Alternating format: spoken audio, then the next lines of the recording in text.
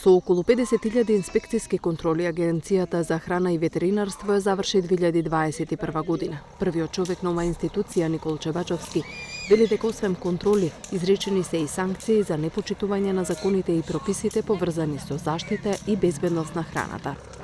Исто така, за утврдените недоследности изречени се 6290 мерки, од кои најголемиот дел се решенија за отстранување на недоследности, меѓутоа имаме 47 прекршочни пријави и за жал 19 кривични пријави. По сите овие е постапено.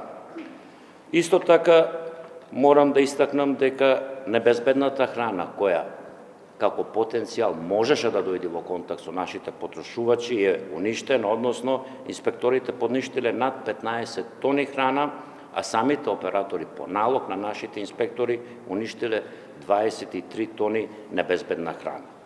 Исто така, во овој период како институција, можам да кажам дека годината ја заокружуваме со донесување на стратегијата за безбедност на храна за животните за периодот од 2021-2025.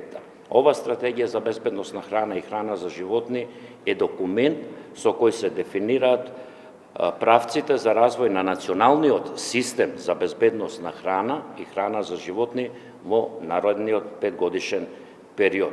Бачовски додава дека Македонија од Светската организација за безбедност на храната е оценета како слободна земја од болеста чума кај млали преживари, овци и кози.